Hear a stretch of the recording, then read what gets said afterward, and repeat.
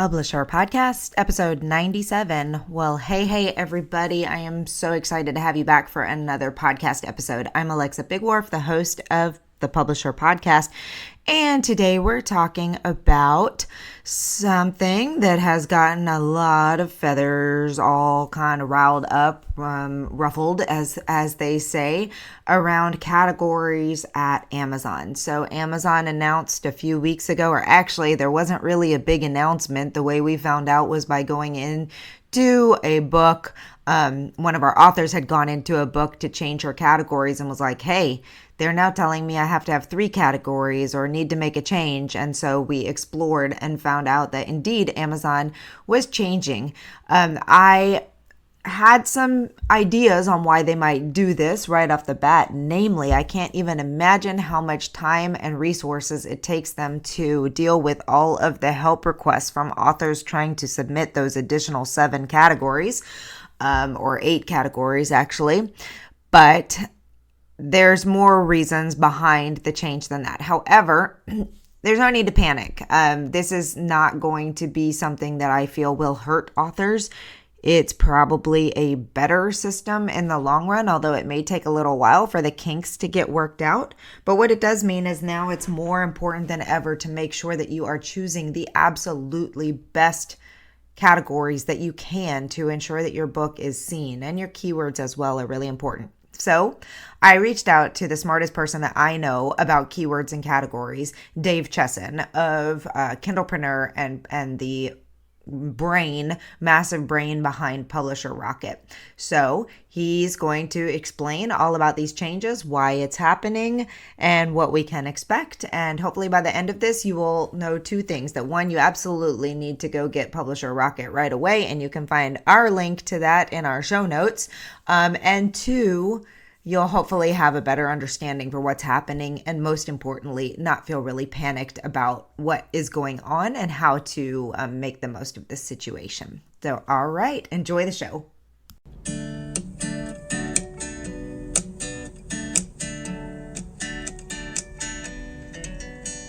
Welcome to the Publisher Podcast, a place where you can come to get inspiration, motivation, help, encouragement, and support in your journey to write, publish, and sell your book. Hosted by Alexa Bigwharf. 'Cause I've been where you've been, and I felt what you're feeling, and I don't want to get in your way.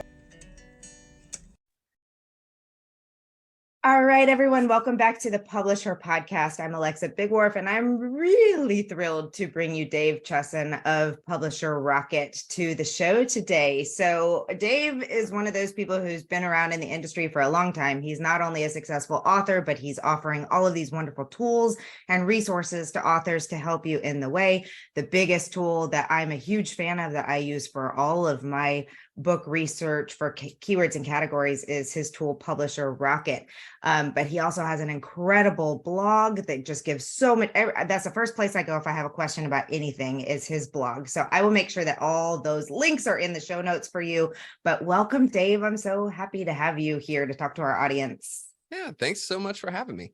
So what we're here to talk about today is this big change that has happened recently, where Amazon has gone from a multi-category opportunity, if you knew how to get in the back end of the system to get up to 10 categories associated with your book, to this new only 3 categories, which is what all other book retailers were doing anyway. But it's thrown a lot of confusion into the picture. People have questions, all those. So we're going to dig into this. But first, if you could just quickly, for anyone who happens to be new to you, tell us what Publisher Rocket is so that we understand first how it's such a great tool for finding the keywords and categories that you need in the first place.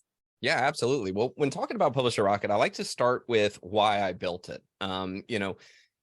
Back in the day, publishing companies used to use some important information to make decisions about how to sell their books. They would analyze categories to know the trends, what was happening. They would better understand how to best position their book.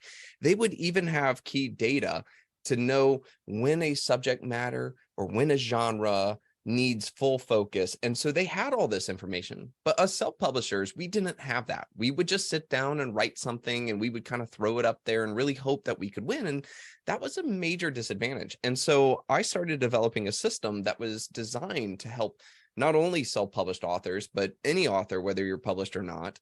And now it's even publishing companies are using us as instead to help to understand those things. And so it is about finding the best keywords so that Amazon knows where to put your book so that you are seen by more shoppers. It's about finding one of those 14,000 categories that really fits your book and helps you to show up more often. And again, in front of your target market. And there's other things like our Amazon ads feature that helps you to effectively and efficiently build your Amazon ads if you're doing that, and a whole bunch more. And personally, as Alexa can probably attest, my team and I are constantly working to improve and add to the program, because as an author myself, a lot of times I like to look at my programming team and say, oh man, wouldn't it be nice if I could do this? And then I'm like, hey guys, go figure that out. Let's go do I that. love And that. so that's just been the fun of the program. And as I always tell people too, every time we come out with a new feature or update, that's a free upgrade for previous owners. So that way, those who invested in the program have just constantly benefited from all of our constant work, tweaking, and improvement. Well, it's such an incredible tool. I use it for my own books. I use it for my publishing houses. I use it for our self-publishing assist clients that we work with, because to your point, indie authors come in without a clue as to how to figure out the correct metadata, yet those categories and keywords are probably, other than, I mean, obviously there's the whole list of the most important thing, right? A good cover, editing, a good book, all those. But if people can't find your book to begin with, then you're just hosed. So it Right. doesn't matter. Exactly. Yeah, So you could be the best written book ever. You yeah, could, it could be a phenomenal story. But if stores, if marketplaces, if Amazon, if nobody knows how to best position it in front of customers, it will never be discovered. And that's just such a huge bummer, because great books deserve to be read. And so yeah, this is that one opportunity to really get your foot in the door. And I say that this is even more important to brand new authors, because for brand new authors, you don't have a giant following, you don't have an email list, you don't have, incredible, massive marketing skills. But if you can position your book so that maybe 400 or 500 people a month stumble upon it on Amazon.com every month, that's a great way to start your career from, obscurity to building your following and then building your platform, so that one day when you go to launch the next book, you have a whole market you can absolutely tap in while still working your keywords so that you're still finding new customers as you go. yeah.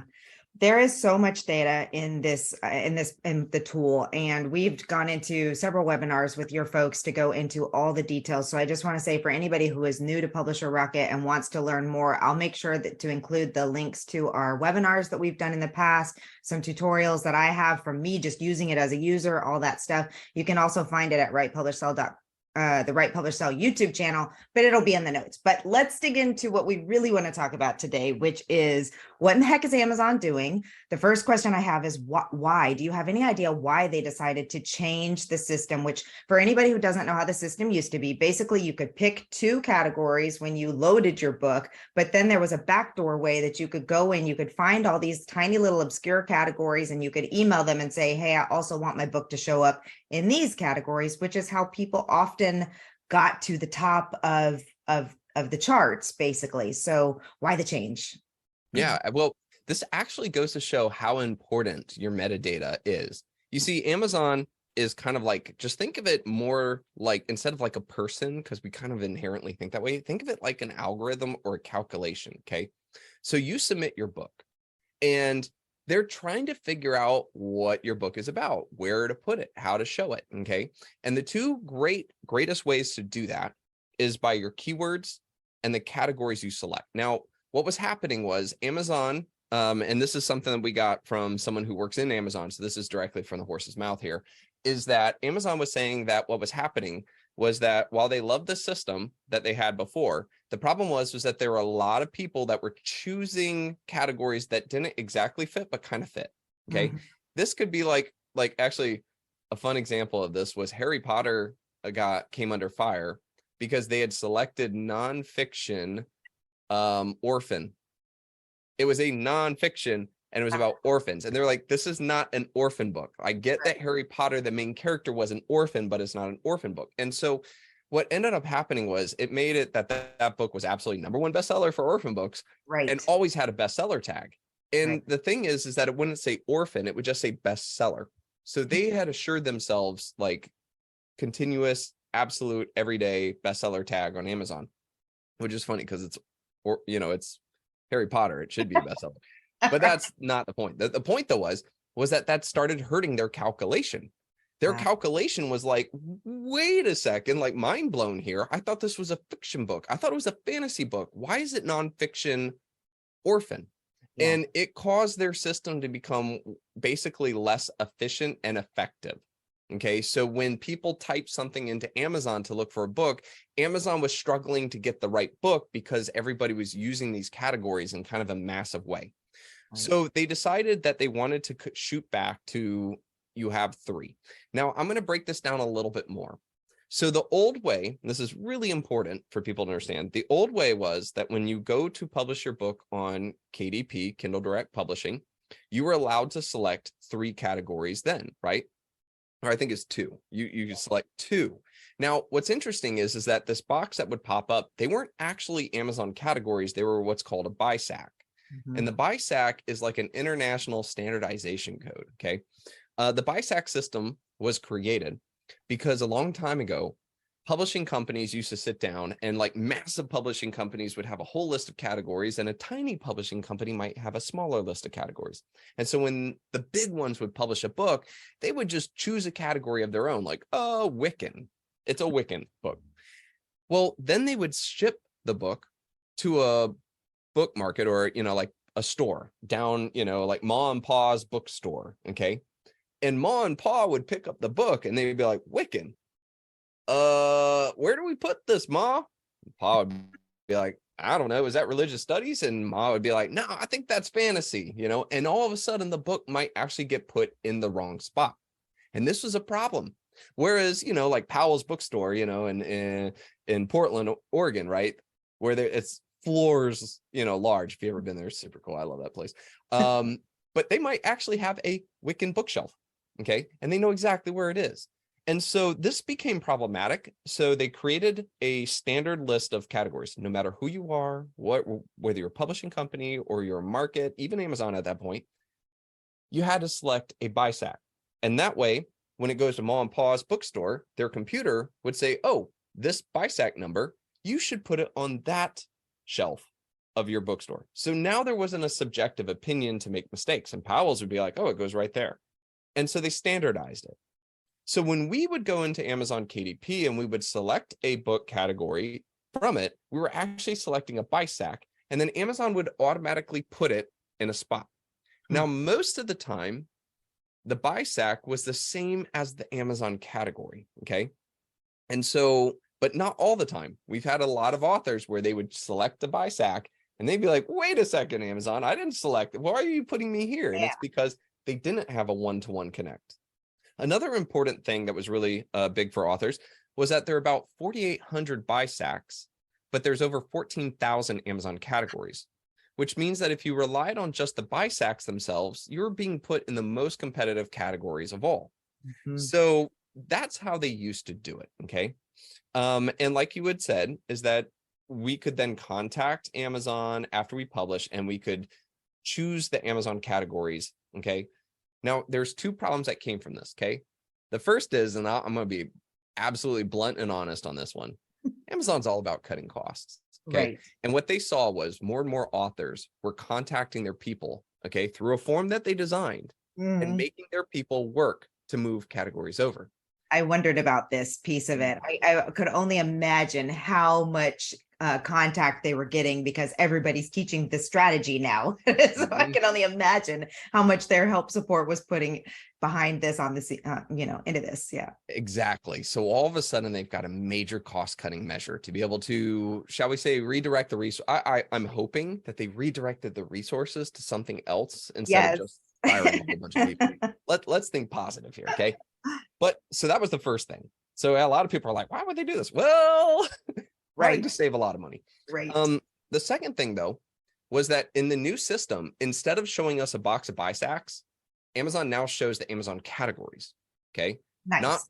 all of them, though. We have found, and this is one of the things where our data is proving that they're not, I think they have a couple of bugs, and I think they have a couple of issues. I think they're working on it. Okay. But generally speaking, those are not buy sacks anymore. That is a very concentrated list of most of the Amazon categories out there. We do have information that shows that they're slowly adding some of the ones that they forgot. So when you go there now, you can actually select Amazon categories instead of buy sacks. So you select your 3. Now, what's interesting about this is that Amazon you're not just stuck with 3. Okay. You get to choose 3. And then Amazon, if your keywords are correct and your categories are correct and all the other things makes them feel like, oh yeah, this is definitely that kind of book, they will proactively add you to more categories that they know fit your book. So Oh, a book can absolutely, and it's interesting in their fine print when they talk about this, they say it but don't say it. And we've seen data where clearly books are absolutely showing up for more than 3, but that is only under Amazon's algorithmic discretion. Okay. So there's no human that connects it. So this is where there's 2 things that really come from this new strategy. Number 1 is that it is absolute. Actually, there's more. I'm not going to say that number. The first thing is, this is proof that getting your keywords and categories is incredibly important for Amazon to understand your book. And authors need to do a better job of that in order to get Amazon on their side, helping them to sell their book. right. Number 2, you have 3 categories to choose from out of 14,000. Okay. It's really important now. You can't just kind of find a whole bunch of them and just go after them. You have to strategically choose your 3. Okay. And I think that having more data is even more important today than it was a month ago. Okay. So your 3 really matter. Another thing is understanding that how Amazon works with these. Okay. You now have direct power to choose the 3 categories you want. And if you do a great job, Amazon almost rewards you by saying, hey, we know that books exactly like this do so much better when we show them over here as well. Let's go ahead and do that, because Amazon is in the game of making more money. Right.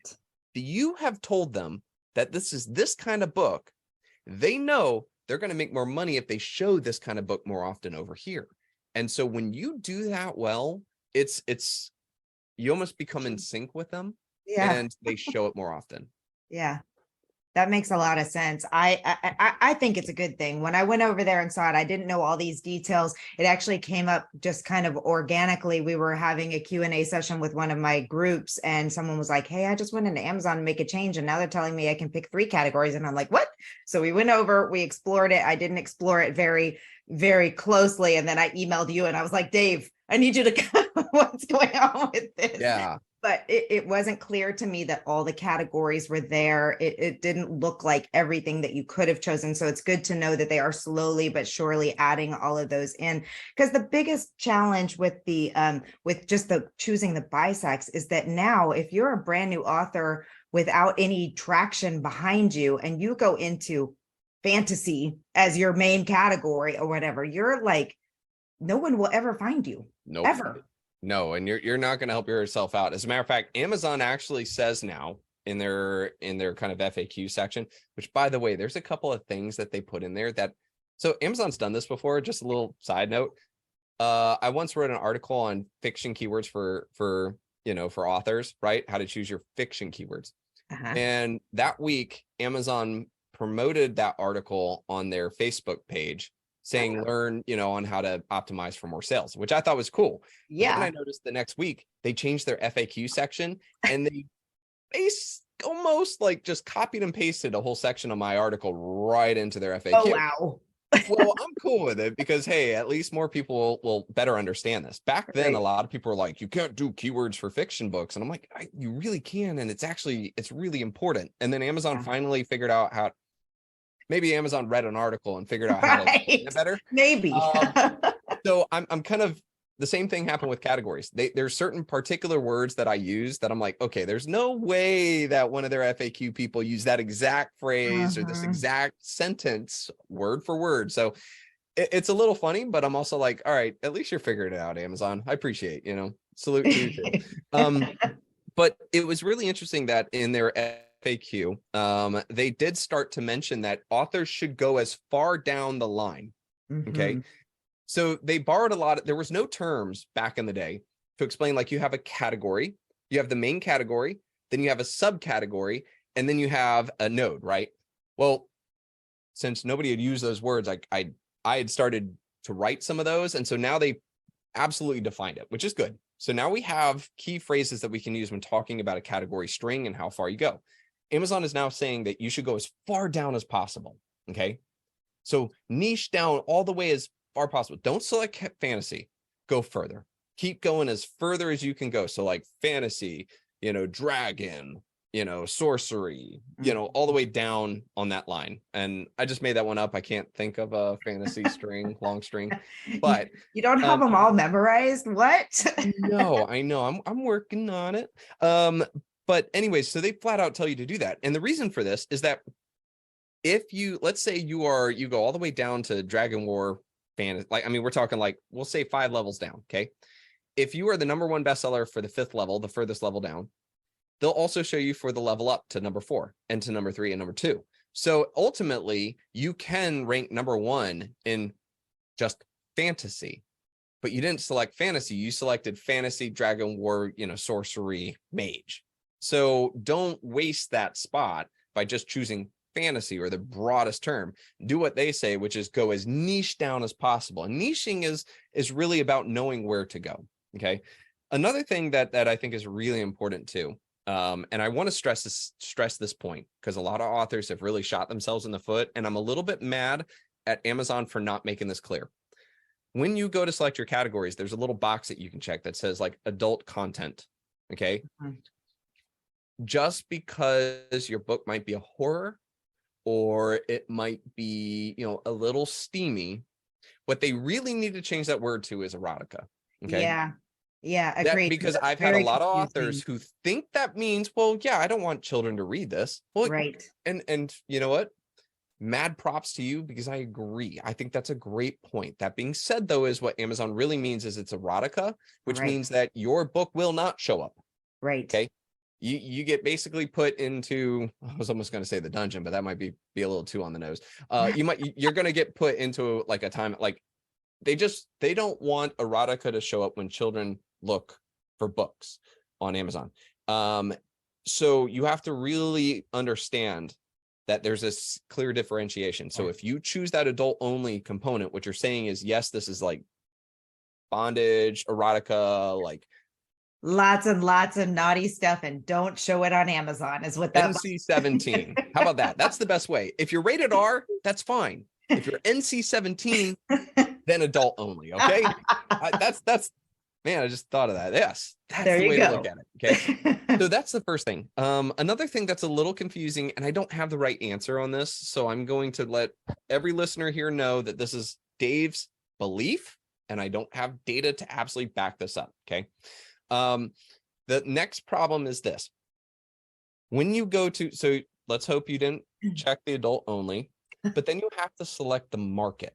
Okay. Your main primary market. All right. So in most cases, like for me, it's the US market. When I select the US market, it shows me the US categories. Okay. Then I can select my 2 or 3 categories from there. We used to be able to select our categories in all the foreign markets as well. So we could, after we publish, we'd go in, we'd find the 5 or 6 or 10 UK categories, and we'd email them and say, add us to those. We'd go to the Japanese, and we could do it to all the markets out there. Currently, as it stands, you can't do that. You select the one primary market, the primary market. So let's say it's US, and you select your 3. Then when you hit publish, if you go back and try to edit it and you choose a different primary market and then add them, it will remove the previous ones. Oh, goodness. That's not good. My belief, and again, just my belief, I don't have any proof and I didn't get any back, is that I don't think they're going to change. And I have heard a couple of people disagree with me, but if we keep in mind that Amazon wants to simplify their system and reduce their costs, I don't see that there's any reason why they would give us an opportunity to go through and select every market out there. I think what they're going to do is what they're doing currently right now, which is that when you select those 3 categories in the US store, they're going to basically say, okay, well, here's 3 categories in the UK that are the same. And here's the 3 categories in Japan that we think is the same. And and they're just going to extrapolate, and so I think that that's the way that it's going to be, but I could be wrong. But that being said, is right now, that is absolutely what is happening. So don't think, okay, great, I'll choose my 3 for the US. I'll choose my 3 for the UK. I'll choose what you're going to end up doing is whichever one you last update on, that's the one that you're choosing. And that's going to hurt you if your best sales are in the US.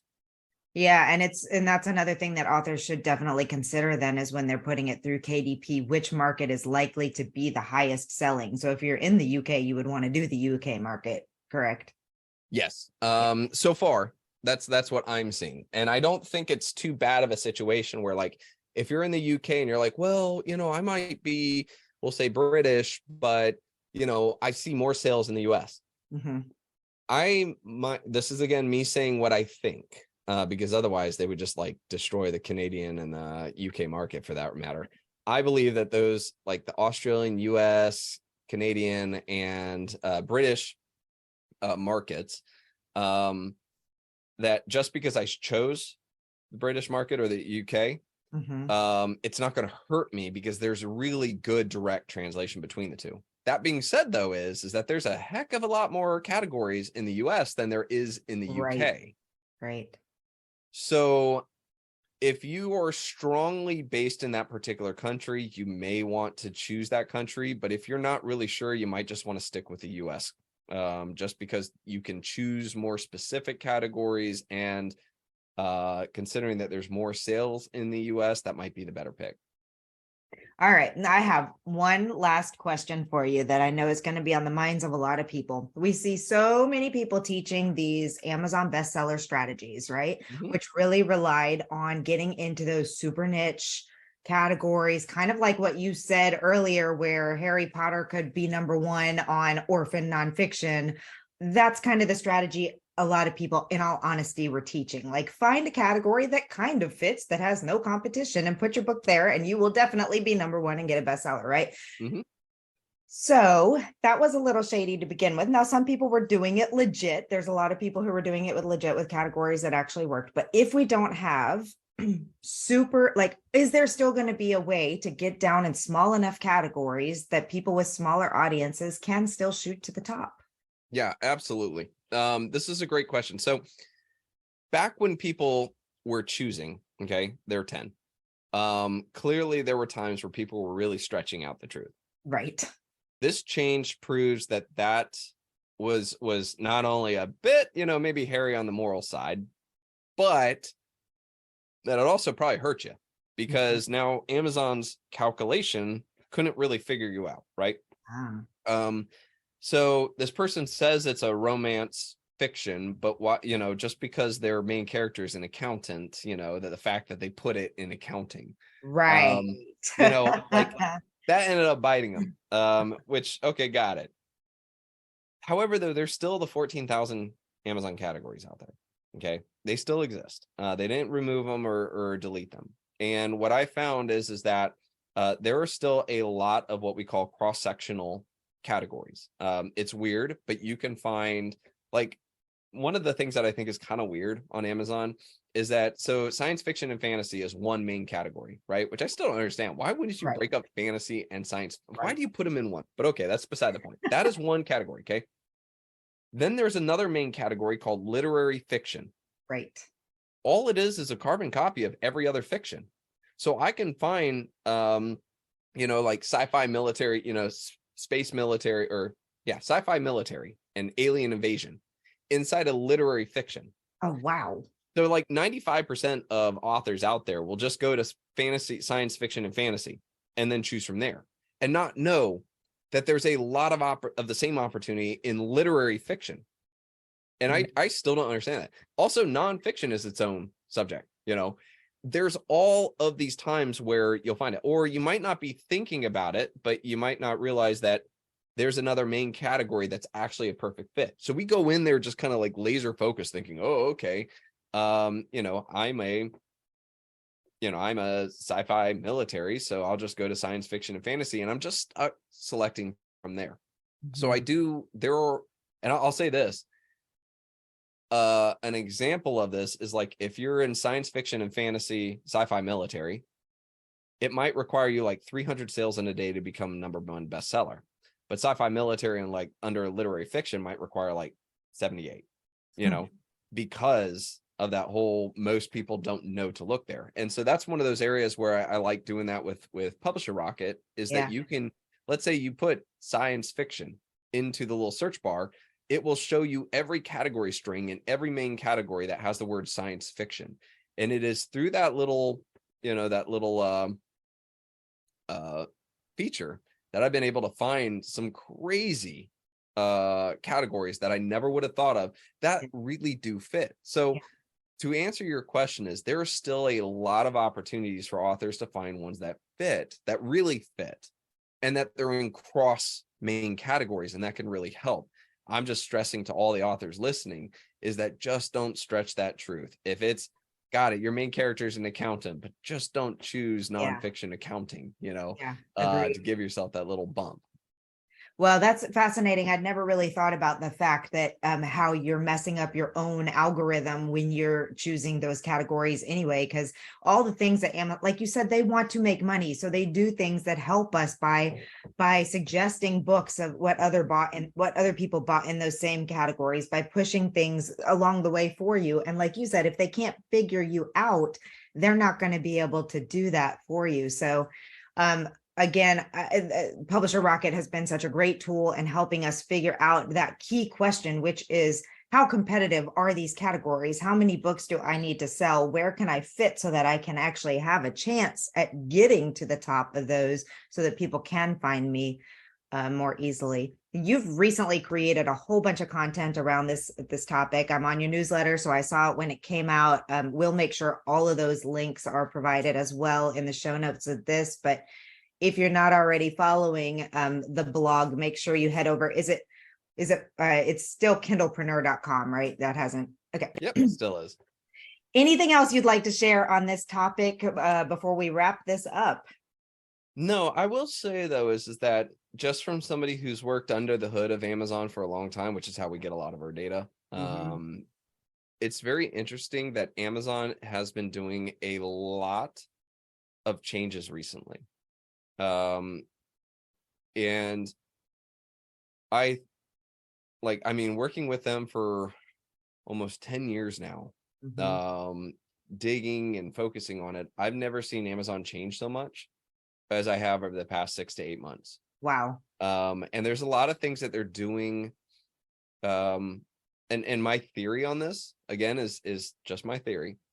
But I believe that for the longest time, Amazon, the store, has just been constantly growing into more, shall we say, subjects and products, like constantly trying to build out their giant store and coverage of everything. And it was just expansion, right? I think they've starting to hit a wall to an extent where they're a little bit less profitable. They've had some issues. Market itself is a little interesting. And I think that Amazon's starting to slow down and come back to the things it has and find ways to either cut costs or improve efficiency or improve their profit margin, which is usually, it's like, hey, the best way to increase profit is increase revenue. But now it's like increase profit margin. The reason why I say this to authors is because I think that we're going to continue to see a lot of changes. I think that we're going to see them improve things. They're clearly going to do more work in their Amazon ads because that's such a huge thing for them. I think that they're going to find ways to cut costs, like this whole thing about, reporting in your categories, and so I'm very curious. I've got my finger on the pulse on a whole bunch of things. Luckily, I have a lot of people that I work with that are in Amazon. Specifically, I work with like the head of Kindle, thanks to our work with Atticus, book formatting. And yeah, I'll just keep letting you guys know once I know something, because this is an exciting time.